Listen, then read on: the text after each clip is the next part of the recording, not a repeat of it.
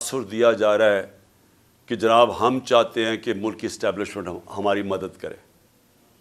یہ جب ہمارے خلاف یہ دھرنے دیے جا رہے تھے اور یہ جب کہا جا رہا تھا کہ جی ساری جو پی ڈی ایم کی جماعتیں ہیں یہ سارا وقت کہہ رہے تھے کہ جی ان کو چھوڑ کے تو ہماری مدد کریں. میں بالکل کسی سے کوئی مدد نہیں مانگ رہا. میں قطعی طور پہ یہ نہیں کہہ رہا کہ اسٹیبلشمنٹ ہماری مدد کرے. میں یہ چاہ رہا ہوں کہ اسٹیبلشمنٹ نیوٹرل ہو. میں اس لیے چاہ رہا ہوں اسٹیبلشمنٹ نیوٹرل ہو کہ اسٹیبلشمنٹ کا وقار اوپر جائے. جنرل باجوہ کے دور کے اندر فاصلہ عوام اور اسٹیبلشمنٹ کے بیچ میں فاصلے بڑھ گئے. یہ ہمارے ملک کا نقصان ہے. اس ملک کو ایک مضبوط فوج کے ادارے کی ضرورت ہے. میں ایک آزاد آدمی ہوں, ایک آزاد ملک میں رہنا چاہتا ہوں. میں کسی صورت یہ نہیں چاہتا کہ ہماری فوج کمزور ہو اور ہماری آزادی چلی جائے. اس لیے یہ پاکستان کے انٹرسٹ میں ہے کہ ہمارا فوج کا ادارہ مضبوط ہو. مضبوط وہ تب ہوگا جب وہ نیوٹرل ہو, وہ مداخلت نہ کرے. جو جنرل باجوہ کے دور کے اندر جس طرح کے بے دردی سے انہوں نے ہماری پولیٹکس کے اندر جس طرح انہوں نے کیا, میں آپ کو کہتا ہوں کہ میں نے اپنی زندگی میں جس طرح کی کھلی دشمنی ہمارے ساتھ کی گئی ان 7 مہینوں کے اندر میں نے کبھی یہ نہیں دیکھا. جس طرح جو ہماری حمایت کرتا تھا, میڈیا کرتا تھا, اس کے خلاف ایکشن, ہمارے لوگوں کے اوپر دھمکیاں علیحدہ, گمنام نمبر سے ٹیلی فون آ رہے ہیں اور دھمکیاں دیے جا رہے ہیں کہ عمران خان کو علیحدہ چھوڑو. میرے خلاف سٹیٹمنٹس لینے کی کوشش کی, لوگوں کو کہا کہ عمران خان کے خلاف سٹیٹمنٹ دو. یہ جو سارا توشہ خانہ کیس ہے اس کے پیچھے کون تھا؟ کون ان کو پکڑ کے یہ لوگوں سے سٹیٹمنٹس دلوا رہا تھا؟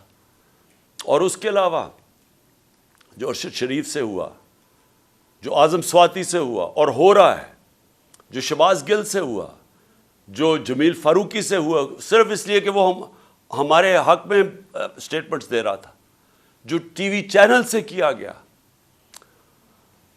کبھی میں نے آپ کو بتایا کہ میں نے جنرل مشرف کے مارشل لاء کی میں سخت خلاف تھا اور انہوں نے مجھے میں نے جیل گیا ان کے دور میں. میں نے کبھی اس طرح کی سختی, اس طرح کی ہیومن رائٹس کی وائلیشن اس دور میں نہیں دیکھی تھی جو میں نے اس جنرل باجوہ کے اس دور میں دیکھی. اور مجھے افسوس سے کہنا پڑتا ہے کہ جس طرح کی انہوں نے ہمارے ساتھ سختیاں کیں, ایک وہ پارٹی جو کہ پاکستان کی فیڈرل پارٹی ہے, سب سے بڑی پارٹی ہے پاکستان کی اس وقت, میں یہ آگوں کہ پاکستان کی تاریخ میں سب سے بڑی فیڈرل پارٹی ہے. ذوالفقار بھٹو کی پیپلز پارٹی بھی اس طرح سارے پاکستان میں نہیں تھی جو آج تحریک انصاف ہے. ایک نیشنل لیول کی پارٹی ہے. ہمیں کمزور کرنے کی کوشش کی. اور تو چھوڑے جو کہ جس طرح انہوں نے اعظم سواتی سے کیا ہے, مجھے تو حیرت ہوتی ہے کہ کیسے کسی ایک سینیٹر, ایک وہ شہری جو باہر کمائی کر کے پاکستان اپنا پیسہ لے کے آتا ہے, کیسے اسے صرف ایک ٹویٹ کے اوپر, کیا ٹویٹ یہ اس نے کی کہ جنرل مشرف نے NRO 2 دیا؟ سارا پاکستان جانتا ہے کہ جنرل مشرف نے NRO 2, جنرل باجوہ نے NRO 2 دیا, مشرف نے NRO 1 دیا, سب کو پتہ ہے. ہمیں کئی دفعہ انہوں نے کہا جب ہم گورنمنٹ میں تھے کہ جی چھوڑ دیں احتساب کو, چھوڑ دیں اقتصادیات کے اوپر کانسنٹریٹ کرو, اکانومی پہ کانسنٹریٹ کریں, احتساب کو بھول جائیں. ہمیں فیٹف کے اندر ان کی طرف سے آئی ریکویسٹ کہ جناب فیٹف میں ان کو NRO 2 دے دو, یہ اپوزیشن کو. تو ہمیں تو پتہ ہے کہ NRO 2 کس نے دیا. تو اگر اعظم سواتی نے یہ ایک ٹویٹ کری دی, یہ اس کی اتنی بڑی سزا تھی کہ اس کو پہلے پوتوں اور پوتیوں کے سامنے گھر میں 3 بجے گھس کے مارا گیا, پھر اس کو ننگا کر کے ISI نے اس کو مارا علیحدہ, اور اس کے بعد اس کو جو کیسٹ اس کی بیوی اور بیٹی کو دی گئی وہ گندی کیسٹ, اور اس کے بعد اب اس کے اوپر 30 کیس اور کر دیے. اس عمر میں آدمی کو کبھی کوئٹہ جا رہا ہے اور کبھی سندھ جا رہا ہے, اور میں آج کوئٹہ اور سندھ کے ہائی کورٹس کو سلام پیش کرتا ہوں کہ جس طرح انہوں نے سٹینڈ لیا اس کے اوپر. لیکن کیا یہ ایک مہذب معاشرے میں، ایک ڈیموکریٹک معاشرے میں ہوتا ہے؟ یہ تو ڈکٹیٹرشپ میں بھی اتنا برے حالات نہیں تھے.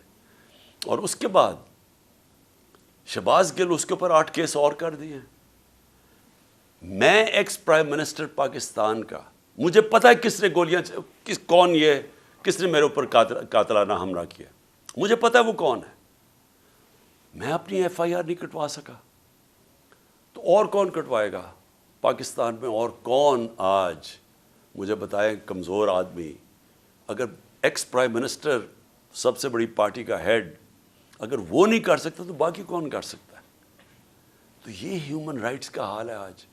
ہم بات کرتے ہیں کہ جی مقبوضہ کشمیر میں بہت بڑے برے حالات ہیں، تو یہاں کیا ہیں؟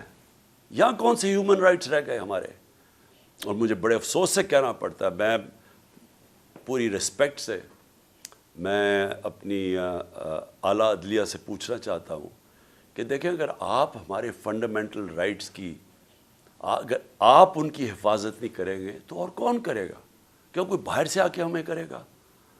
ہم بار بار یہ کہہ بیٹھے ہیں، ارشد شریف کی والدہ کی فریادیں سنیں، ہمیں پتہ ہے اس بیچارے سے کیا ہوا ہے. اگر وہ نہیں اپنی ایف آئی آر کٹوا سکتی، ایکس پرائم منسٹر نہیں کٹوا سکتا. اور میں یہ بھی سوال پوچھنا چاہتا ہوں کہ کیا جنرل مشرف کو جب ہم تنقید کرتے تھے، اور ہم کھل کے جنرل مشرف کی تنقید کرتے تھے، تو کیا ہم فوج کی تنقید کر رہے تھے؟ سب کو پتہ تھا کہ جنرل مشرف کی ہم تنقید کر رہے ہیں، ہم فوج کی نہیں. قوم فوج کو پیار کرتی ہے کیونکہ قوم کو پتہ ہے کہ ہمیں وہ آزاد رکھنے والی ہماری فوج ہے. تو آج اگر میں جنرل باجوہ کی جو بھی تنقید کرتا ہے، جنرل باجوہ نے وہ پاکستان سے کیا جو دشمن نہ کر سکے. 7 مہینے کے اندر وہ اکانومی جو اپنی 17 سال کے بعد بہترین پرفارمنس دے رہی تھی، اس کو آج اس نے زمین پہ ڈال دیا ہے. آج پاکستان کے لوگوں کو یہ نہیں سمجھ آ رہی کہ اب پاکستان جائے گا کدھر. ہمیں تو یہی نہیں سمجھ آ رہی کہ اب اس پہ سے نکالے گا کیسے کوئی. ہمیں تو یہی نہیں سمجھ آ رہی کہ یہ جو چور ہمارے اوپر مسلط کر دیے گئے ہیں، سوائے اپنی چوری بچانے کے لیے، پتہ تو بتائیں کہ انہوں نے اس اکانومی کو ٹھیک کیسے کرنا ہے. اور اب یہ 30 سال دونوں اقتدار میں رہ چکے ہیں، کب انہوں نے اکانومی کو ٹھیک کیا تھا؟ یہ تو جب سے آئے ہیں پیسہ بنانے کے چکر میں ہیں، اور ان کے پیسے معاف ہو رہے ہیں اور ملک بھی نیچے چلا گیا. کون ذمہ دار ہے اس کا؟ تو یہ ہمارا رائٹ ہے، یہ میرا جمہوری رائٹ ہے یہ کہنے کا. اور میں آپ کو پھر سے یہ کہہ دوں کہ میں یہ باتیں اس وجہ سے، یہ قاتلانہ حملہ میرے اوپر ہوا تھا میرا منہ بند کرنے کے لیے. یہ منہ نہیں بند ہونے لگا. یہ جب تک میں زندہ ہوں، میں اس ملک کے لیے کھڑا ہوں گا، اس ملک کی آواز بلند کروں گا. میں کسی صورت اپنی آواز بند نہیں کرنے لگا. اور میں یہ چاہتا ہوں کہ اگر کوئی ادارے کے اندر کالی بھیڑیں ہیں تو ادارہ اپنا وقار اونچا کرتا ہے جب ان کے اگینسٹ ایکشن لیتا ہے. یہ نہیں کہ جو بات کرتا ہے ان کے اوپر کارروائی شروع کر دے، جو کہ اعظم سواتی سے خاص طور پہ ہوا ہے. اور میں آخر میں الیکشن کمیشن کے اوپر بات کرنا چاہتا ہوں.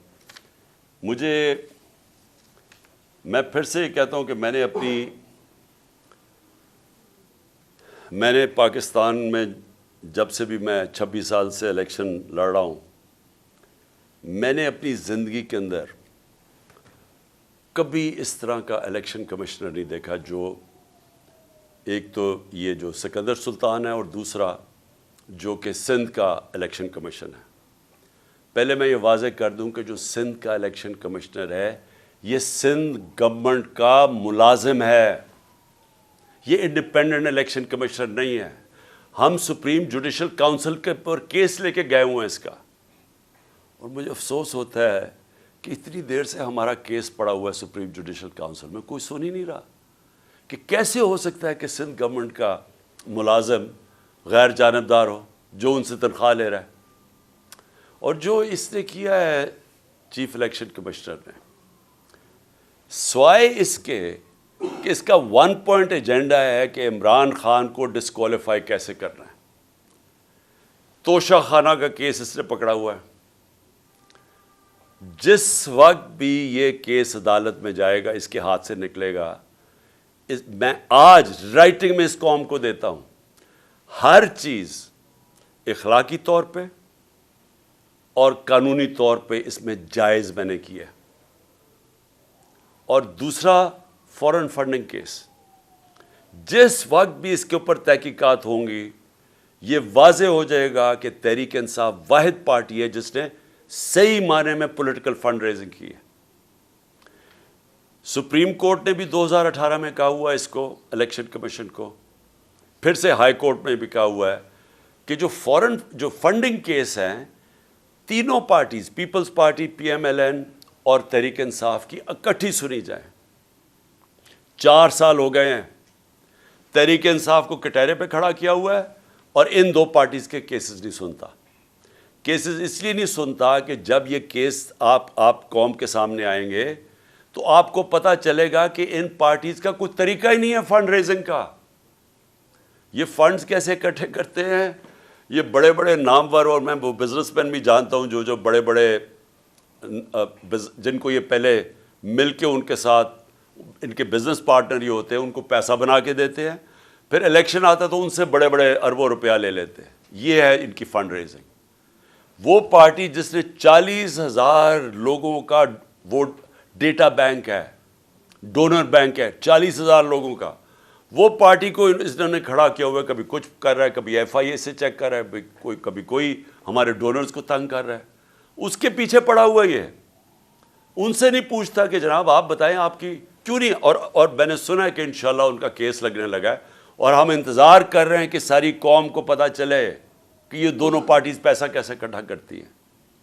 اور پھر توشہ خانہ، میں پھر چیلنج کرتا ہوں کہ جب بھی توشہ خانہ لگے گا، کوئی چیز عمران خان نے انلیگل نہیں کی، کوئی کسی قسم کا، نہ آج تک پہلے قانون توڑا ہے، نہ آج توڑے گا، نہ کبھی آگے بھی توڑے گا۔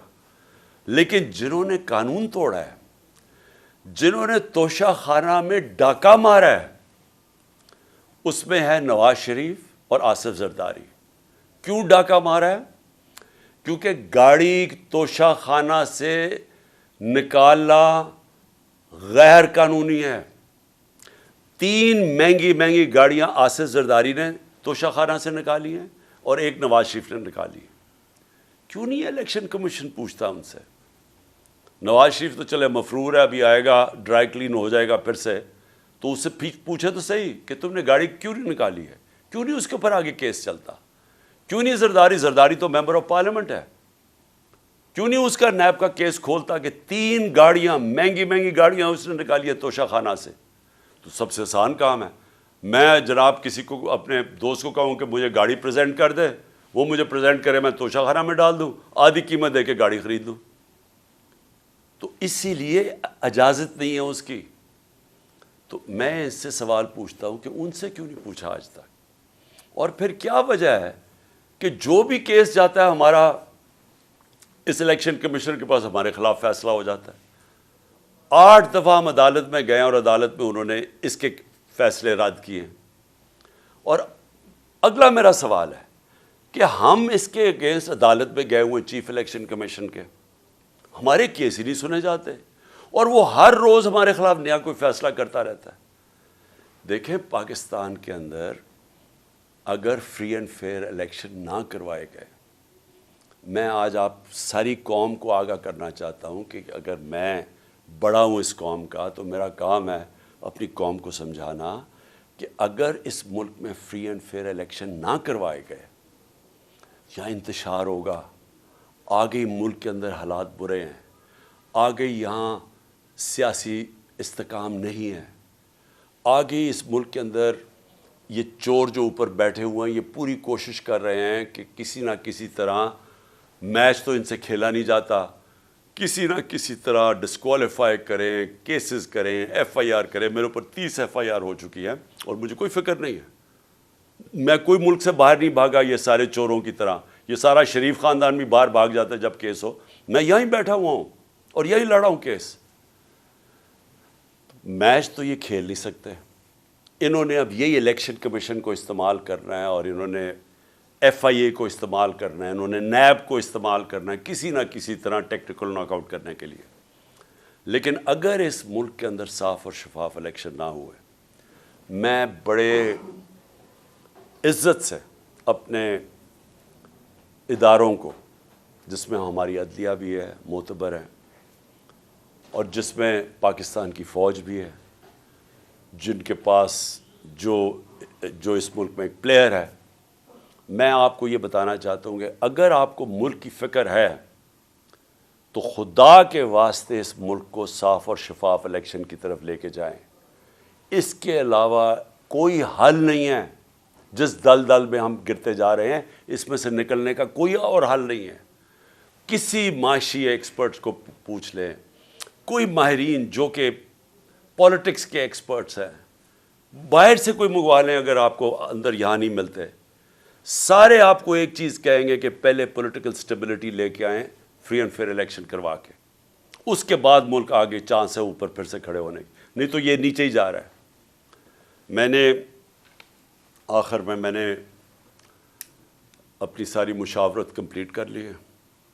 میں انشاءاللہ 17 تاریخ کو ہم ہماری پارٹی کی گیدرنگ ہو رہی ہے بڑی لبرٹی چوک کے اوپر، اور انشاءاللہ لبرٹی چوک میں میں اپنے خطاب کے اوپر اپنی قوم کو ڈیٹ دوں گا جب ہم 2 اسمبلیز، ہماری جو پختونخوا کی اسمبلی اور ہماری جو پنجاب کی اسمبلی ہے، اس کو ہم ڈیزالو کریں گے، اس میں سے نکل کے ہم الیکشن اناؤنس کروائیں گے۔ اس کے علاوہ ہمارے جو 123 یا غالباً 125 نیشنل اسمبلی کے ممبرز ہیں، جو ہمارے انہوں نے ابھی تک استعفے قبول نہیں کیے، ہم نیشنل اسمبلی کے اندر جا کے اسپیکر کے سامنے کھڑے ہو کے کہیں گے کہ ہمارے استعفے قبول کرو، تاکہ ہم نیشنل اسمبلی سے بھی ریزائن کریں، اور پھر تقریباً 70% پاکستان کے اندر الیکشن ہوگا۔